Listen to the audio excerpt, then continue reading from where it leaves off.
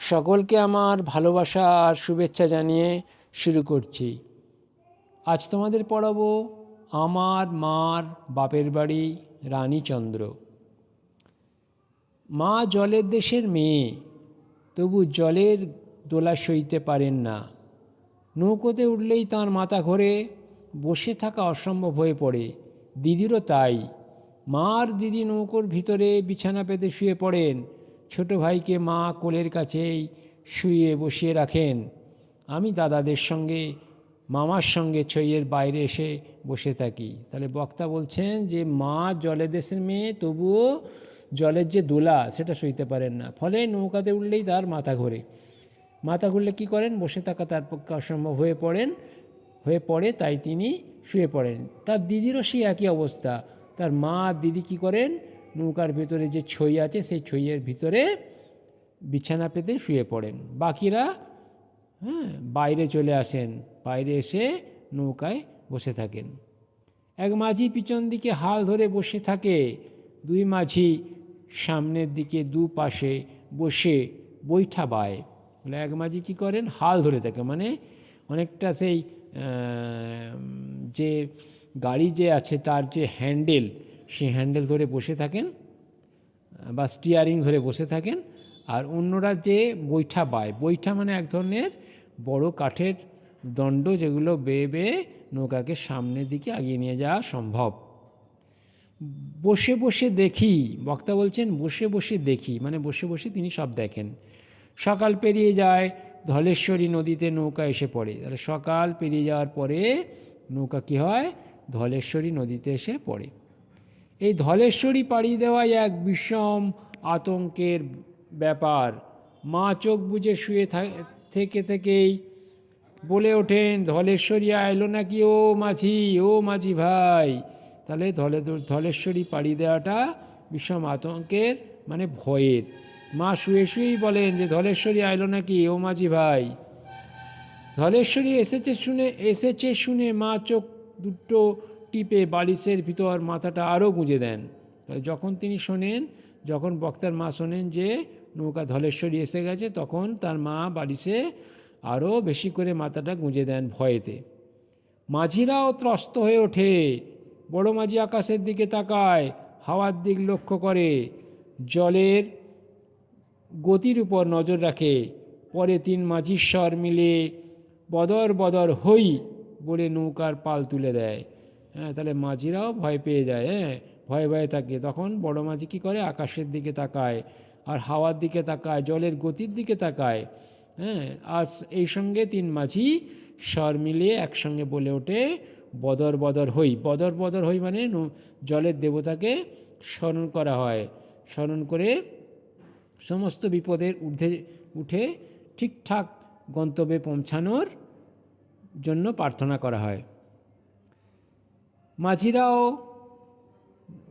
এরপর আছে, ধলেশ্বরীর ঢেউ আছড়ে আছড়ে পড়ে নৌকার গায়ে। ঘোলা জল, বিরাট নদীর একুল দুকুল ভরা জলে। ভেবে পাই না মাঝিরা নৌকো নিয়ে চলেছে কোন দিকে। তাহলে ধলেশ্বরী এত বড় নদী যে এপার ওপার দেখা যায় না। তার জল কেমন? না ঘোলা জল, প্রচুর ঢেউ, ঢেউয়ে ঢেউয়ে নৌকার গায়ে আছড়ে পড়ে। ফলে কি হয়? মাঝিরা নৌকা নিয়ে এগিয়ে চলেন, নৌকা যে কোন দিকে যাচ্ছে তা বক্তা বুঝতে পারেন না। সবাই এক আতঙ্কে স্থির বসে, কথা নেই কারো মুখে। মাঝিরা শুধু থেকে থেকে হুঙ্কার দিয়ে ওঠে, বলো ভাই, বদর বদর হই। সবাই আতঙ্কে স্থির বসে থাকে, মানে সবাই ভয়ে ভয়ে বসে থাকেন, কারো মুখে কোনো কথা থাকে না। মাঝিরা শুধু বারবার বলেন, বলো ভাই, বদর বদর হই, মানে জলের দেবতাকে তারা ডাকেন সমস্ত বিপদ পার হয়ে যাওয়ার জন্য। ধলেশ্বরী খ্যাপা নদী তালে বেতালে চলে। এলোপাতাড়ি ঢেউয়ের ধাক্কা কখনো এদিক হতে এসে লাগে, কখনো ওদিক হতে। চলার তাল ঠিক রাখতে জানে না ধলেশ্বরী, তাই হুঁশিয়ার থাকে মাল্লা মাঝি যাত্রী ভরা নৌকো নিয়ে। তাহলে ধলেশ্বরী কী নদী? না খ্যাপা নদী। তালে বেতালে চলে, তার মানে তার কোনো তাল থাকে না, বেতালেও চলে আবার তালেও চলে। এলোপাতাড়ি ঢেউ দেখা যায়, সেই জন্য মাঝিরা কী করেন? যাত্রী ভরা নৌকা নিয়ে সাবধানে থাকেন। ধলেশ্বরী পাড়ি দিয়ে শান্ত ধারায় নৌকা আসে। মা উঠে বসেন, বলেন, মাঝি ভাই রে, পাড়ে একটু লাগাও নৌকো, দুপা একটু হাঁটি। তাহলে ধলেশ্বরী যেই পার হয়ে শান্ত ধারায় যখন ধলেশ্বরী পাড়ি দিয়ে যখন নৌকো শান্ত ধারায় আসে, তখন মা বলে ওঠেন যে এবার নৌকাটা একটু পাড়ে লাগাও, আমি দুপা একটু হাঁটি। নৌকা পাড়ে লাগে, টুপটাপ ভাই বোনেরা নৌকা থেকে লাফিয়ে পড়ি। পাড়ে নল খাগড়ার বন, বালির চর ছুটোছুটি করি। গত রাত্রে নৌকো করে আনা লুচি আলুর দম হালুয়া জলের ধারে বসে খাই। খেয়ে হাত মুখ ধুয়ে আবার নৌকায় উঠি। তাহলে যেই নৌকা পাড়ে লাগে সঙ্গে সঙ্গে বক্তা এবং তার ভাই বোনেরা লাফিয়ে পাড়ে নেমে পড়েন। বালির চর আর পাশে নলখাগড়ার বনে তারা ছুটোছুটি, নলখাগড়ার বন, সেই নলখাগড়া বনের পাশে বালির চর, সেখানে তারা ছুটোছুটি করেন। আর গত রাত্রে রান্না করে আনা লুচি আলুর দম হালুয়া জলের ধারে বসে খেয়ে নেন। খেয়ে নিয়ে হাত মুখ ধুয়ে আবার নৌকাতে উঠে পড়েন। এবার মাঝিরা নিশ্চিন্ত মনে জলে নৌকা ভাসায়। এক মাঝি নৌকোর পিছন দিকের পাটাতন তুলে নিচে রাখা মাটির উনুনে কাঠ জ্বালে, একটা মাটির মালসাতে করে নদীর জলে চাল ধোয়। পরে চালে জলে মাটির হাঁড়ি ভরে জ্বলন্ত উনুনে বসিয়ে দেয়। লাল লাল মোটা মোটা চাল দেখতে দেখতে টকবক করে ফুটতে আরম্ভ করে। এরপরে নদীর নৌকা ভাসিয়ে দিয়ে মাঝিরা কী করে, পাটাতন থেকে তাদের হাঁড়ি কুড়ি বের করে, চাল বের করে নদীর জলে চাল ধুয়ে উনুন জেলে সেই উনুনে চাল বসিয়ে দেন, মাটির হাঁড়ি বসিয়ে দেন। মাটির হাঁড়িতে চাল টকবক করে ফুটতে থাকে। কি চাল না, মোটা লাল চাল। যাই হোক, ভাত হয়ে গেলে মাটির কড়াইতে মাছের ঝোল রাঁধে। বেশিরভাগ সময় ইলিশ মাছই থাকে। পথে আস্তে আস্তে এক সময় কিনে নিয়েছে জেলে ডিঙা থেকে। নুন মাখানো আছে মাছে, একটু হলুদ বাটা আর কাঁচা লঙ্কা ছেড়ে রান্না করা মাছের ঝোলের সুগন্ধ ভুরভুর করে। মাছিরা একে একে মাটির থালায় ভাত বেড়ে খেয়ে নেয়। হাত বাড়িয়ে নদীর জলে থালা বাটি হাঁড়ি কড়াই সব ধুয়ে আবার তুলে রাখে পাটাতনের নিচে। তাহলে ভাত হয়ে গেলে মাঝিরা কি করেন না, জেলে ডিঙি থেকে কিনে আনা ইলিশ মাছ, বেশিরভাগই ইলিশ মাছ থাকে, বক্তা বলছেন বেশিরভাগ দিনই ইলিশ মাছ থাকে, সেই ইলিশ মাছ তারা কি করেন, রান্না করেন। সেই রান্নার গন্ধ এতটাই সুন্দর যে বক্তা বলছেন সেই মাছের ঝোলের রান্নার গন্ধ তাদের নাকে এসে লাগে, খুব ভালো লাগে। তারপরে তারা কি করে, রান্না হয়ে গেলে ভাত বেড়ে খেয়ে নেয়। খেয়ে নেওয়ার পর মাটির যে বাসন কোসন তারা রান্না আর খাওয়া দাওয়া করেছিল সেগুলো নদীর জলেই ধুয়ে নেয়। ধুয়ে আবার পাটাতনের নিচে রেখে দেয়। ধীরে মন্থরে হেলে দুলে নৌকো চলে, মাথার উপরে গাংচিল উড়ে উড়ে চলে। শিশু উঠে ক্ষণে ক্ষণে জলের উপর নিঃশ্বাস নিতে। এক মনে দেখতে থাকি। তাহলে কি হয় না, মন্থর গতিতে নৌকা চলতে থাকে। নৌকা চলার ছন্দ কীরকম না, হেলে দুলে চলে নৌকা, মাথার উপরে কি হয়, গাংচুল ওড়ে, আর শুশুকরা নিঃশ্বাস নিতে জলের উপরে আসে। এইসব বক্তা এক মনে দেখতে থাকেন। সূর্যের তাপে মাঝিদের গায়ের ঘাম শুকিয়ে কালো পিঠে সাদা ফুটে ওঠে। মা বলেন নুন ফুটে উঠেছে, মাছিরা নাকি নুন বেশি খায়, তাই এমনিভাবে নুন ফুটে ওঠে গায়ে। তাহলে সূর্যের তাপে মাঝিদের গায়ে কী হয়, শুকিয়ে কালো পিঠে সাদা নুন ফুটে ওঠে। এটা দেখে বক্তার মা বলেন মাঝিরা নাকি বেশি নুন খায়, তাই ঘাম শুকিয়ে নুন ফুটে উঠেছে। মা ব্যস্ত হয়ে ওঠেন, বেলার দিকে তাকিয়ে মাঝিদের তাড়া দেন, মাঝি ভাই রে, ও মাঝি ভাই, বেলা থাকতে থাকতে পৌঁছাইয়া দিবা, তাড়াতাড়ি বাও। মা ব্যস্ত হয়ে ওঠেন বেলার দিকে চেয়ে, যে কেননা সন্ধ্যের আগেই তাদেরকে নিরাপদে পৌঁছাতে হবে। তাই মাঝিদের তাড়া দেন, বলেন তাড়াতাড়ি নৌকাটা বয়ে নিয়ে যাও। ইছামতি যেন লক্ষ্মী মেয়েটি, অতি শান্ত তার চলার গতি। ইছামতিতে এলে পর তীরের দিকে নৌকা সরিয়ে এনে কম জল দেখে দুজন মাঝি হাঁটু জলে লাফিয়ে পড়ে। হাতে তাদের মোটা দড়ি, মোটা কাঠি। তীরে উঠে এবারে তারা গুণ টানতে থাকে।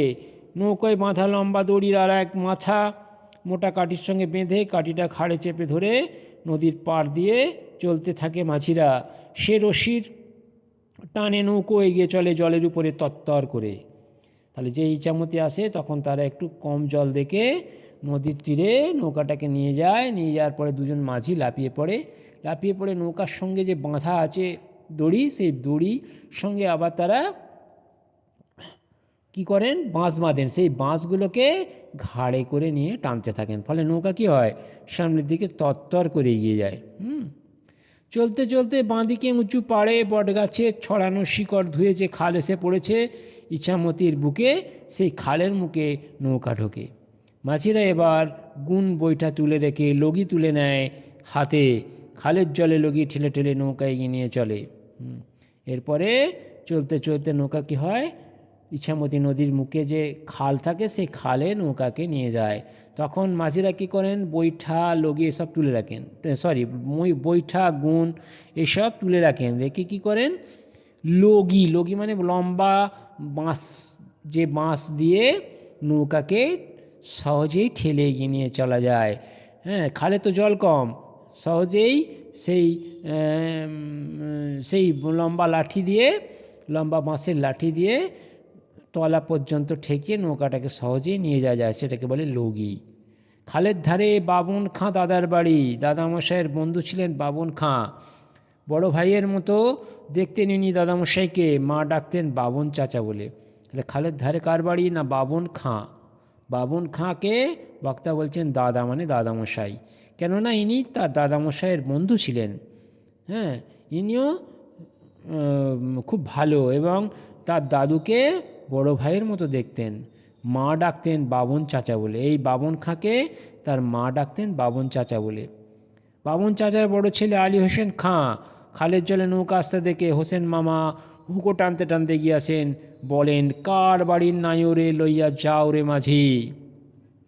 তাহলে খালে নৌকা আসতে দেখে আলী হোসেন খাঁয়ের বড় ছেলে, বাবন চাচার বড় ছেলে আলী হোসেন খাঁ এগিয়ে আসেন। এগিয়ে এসে বলেন কার বাড়ির নাইরি, নাইরি মানে নৌকা, কার বাড়ির নৌকা নিয়ে যাচ্ছ মাঝি। মা ছইয়ের বাইরে মুখ বের করে বলেন আমি গো হোসেন ভাই। মা, তার বক্তার মা ছইয়ের বাইরে মুখ আনেন, এনে বলেন আমি গো, আমি হোসেন ভাই। মাকে দেখে হোসেন মামা এক মুখ হাসেন, বলেন পুনি বইন্দি যাও তাই কও। তাহলে মাকে দেখে হোসেন মামা বলেন পুনি বইন্দি, আচ্ছা পুনি বইন্দি মানে পূর্ণশশী, বক্তার মায়ের নাম পূর্ণশশীকে সংক্ষেপ করে পুনি। মার নাম পূর্ণশশী, তাই ছোট করে পুনি বলেই ডাকেন মাকে বড়রা। তাহলে বড়রা পূর্ণশশীকে ছোট করে পুনি বলে ডাকেন। হোসেন মামা ছুটে গিয়ে বাড়িতে ঢুকে এক কাঁদি পাকা কলা এনে নৌকোতে তুলে দেন, হাঁক ডাক করে গাছ থেকে দুটো কাঁঠালও পাড়িয়ে দেন, বলেন পোলা পান লইয়া খাইও তুমি বাড়ি গিতে গিয়া। মানে এখানে যে মিল, একটা সম্প্রদায়ের সঙ্গে অন্য সম্প্রদায়ের যে কি মিল ছিল, সেই মিল বা ঐক্য বক্তা লেখক এখানে তুলে ধরেছেন। হোসেন মামা ভিন্ন সম্প্রদায়ের মানুষ হলেও তিনি তার বাড়ি থেকে এক কাঁদি কলা এবং গাছ থেকে দুটো কাঁঠাল পাড়িয়ে নৌকাতে তুলে দেন, দিয়ে বলেন যে বাড়িতে নিয়ে গিয়ে খেয়েও ছেলেপুলেদের নিয়ে। খালের বাঁকে বাঁকে জোলা ভুঁইমালি শেখ মামাদের বাড়ি, নৌকা খালে ঢুকতে দেখেই তারা এগিয়ে আসে। কে আইলো না, বসের বাড়ির পুনি বইন্দি আইলো। তাহলে খালের বাঁকে পাশে পাশে জোলা ভুঁইমালি শেখ মামা এদের বাড়ি, মানে বিভিন্ন সম্প্রদায়ের মানুষ এই খালের দুধারে থাকেন, তারাও খালে নৌকা ঢুকতে দেখে সকলে এগিয়ে আসেন। তারা জিজ্ঞাসা করেন কে এলো, যখন জানতে পারেন যে বসের বাড়ির পুনি বইন্দি, তখন তারা আরও এগিয়ে আসেন। মুখে মুখে বার্তা চলতে থাকে, বার্তা মানে খবর, মুখে মুখে খবর ছড়িয়ে পড়ে। মা বাপের বাড়িতে পা দেওয়ার আগেই দিদিমার কাছে খবর পৌঁছে যায়। বক্তার মা বাড়িতে, মানে বাপের বাড়িতে ঢোকার আগেই বাপের বাড়িতে খবর চলে যায়। টানের দিনে বাড়ির ঘাট অবধি আসে না নৌকো, ডাঙা পথে দিদিমারা এগিয়ে আসেন মুরুলি ঘোষের পাঁচ ছাড় অবধি। টানের দিনে মানে যখন বর্ষা থাকে না, তখন কি হয়, নৌকা বাড়ি অবধি যায় না, বাড়ির ঘাট অবধি যায় না, তখন কি হয়, ডাঙা পথে ঘোষের বাড়ির বাঁশঝাড় অবধি যেতে হয়, বাঁশঝাড় অবধি আসতে হয়। কাদের আসতে হয়, বক্তার মায়ের বাপের বাড়ির লোকেদের। নৌকা যখন এসে থামে ততক্ষণে দস্তুর মতো ভিড় সেখানে। নৌকা যখন ঘাটে থামে তখন অনেক ভিড় জমে যায়। গরমের ছুটিতে গ্রামে ঢুকি আমরা এই পথে, পুজোর ছুটিতে ঢুকি জল ভরা বিলের ওপর দিয়ে। তাহলে গ্রামে যখন গরমের ছুটিতে বক্তা গ্রামে ঢোকেন তখন হাঁটা পথে ঢুকতে হয়, আর পুজোর ছুটিতে জলপথে। সে সময় তখনও বর্ষার জল সরে যায় না সব, ঢালু জমিতে থই থই জল, নন্দীদের বাঁধানো ঘাট থেকে ধুধু বিল দেখা যায় বহুদূর পর্যন্ত। নৌকা এগিয়ে আসছে দেখতে পেয়েই হাঁকাহাঁকি পড়ে যায় ঘাটে। কার বাড়ির কুটুম আসছে, কার বাড়ির নাইওরি। পাড়ার লোক ছুটতে ছুটতে এসে জমে ঘাটে। গ্রামের মেয়ে বউ আসছে গ্রামে, এ আনন্দ যেন এদের সকলের। বুধুরা বাদে গ্রামের আবাল বৃদ্ধবনিতা সকলে এসে ভিড় করে ঘাটে। দূর হতে দেখা যায় সে ভিড়। মা ততক্ষণে ছইয়ের বাইরে এসে দাঁড়িয়েছেন। এখন আর মাথা ঘোরানোর কথা মনে নেই তাঁর। তাহলে নৌকা যখন বাপের বাড়ির সামনে চলে আসে তখন মানুষজন প্রচুর এগিয়ে আসে। হ্যাঁ, হাঁকাহাঁকি পড়ে যায় যে কার বাড়ির কুটুম আসছে। যখন তারা জানতে পারে যে বোসের বাড়ির কুটুম আসছে তখন তারা আরও ভিড় করে। হ্যাঁ, তখন তার মা বলছেন যে এখন আর তার মাথা ঘোরে না। তিনি বেরিয়ে আসেন, বেরিয়ে এসে নৌকায় দাঁড়িয়ে থাকেন, তখন তার আর মাথা ঘোরে না, মাথা ঘোরার কথা মনেও থাকে না। হ্যাঁ, প্রচুর লোক, আবাল বৃদ্ধ বনিতা মানে ছোট থেকে বড় সকলে ভিড় জমায়, শুধু বধূরা বাদ যায়। সেই ভিড় জমে যায়। বর্ষার জমা জল অসুবিধে নেই কোনো, একেবারে বাড়ির ঘাটে এসে লাগে নৌকো। সঙ্গে সঙ্গে গোটা গ্রাম ভেঙে পড়ে আমাদের ঘিরে। পরপর সকলের সমান ঘর পর সকলের সমান উল্লাস, যেন সবার ঘরেই কুটুম এলো আজ। হইচই উচ্ছ্বাস আনন্দে কেটে যায় বাকি বেলাটুকু। তাহলে বর্ষার জল জমা জল তাতে অসুবিধে নেই, সেই সুবিধা ছাড়িয়ে সেই নৌকা তখন ঘাটে এসে লাগে। যেই ঘাটে এসে লাগে গোটা গ্রাম তাদেরকে ঘিরে ফেলে। হ্যাঁ, এমন মনে হয় যে ঘরের লোক বা পরের লোক, এখানে কোনো বাধা নেই, কুটুম এসেছে এটাই ব্যাপার। হইচই উচ্ছ্বাস আনন্দে গোটা গ্রাম ভেঙে পড়ে এবং গোটা বেলা সেই উচ্ছ্বাস আনন্দেই কেটে যায়। সন্ধ্যাবেলা শাঁখ বেজে ওঠে ঘরে ঘরে, যে যার ঘরে যে যার বাড়ি ফিরে যায়। আমরাও হাত মুখ ধুয়ে তুলসী তলায় প্রণাম করে ঘরে ঢুকি। তাহলে সন্ধ্যাবেলায় শাঁখ বেজে ওঠে, তখন সকলের মনে হয় এবার বাড়ি ফিরতে হবে। সকলে বাড়ি ফিরে যায়, তারাও বাড়ি ঢোকে তুলসী তলায় প্রণাম করে। তাহলে তুলসী তলায় প্রণাম, সন্ধ্যাবেলায় যে তুলসী তলায় প্রণাম করার রীতি ছিল সেই রীতি মেনে তারা তুলসী তলায় প্রণাম করে করে বাড়িতে ঢুকে যায়। তোমাদের আমি এটা পড়িয়ে দিলাম, তোমরা সকলে খুব ভালো থেকো। তোমাদের সকলকে ভালোবাসা শুভেচ্ছা জানিয়ে শেষ করছি।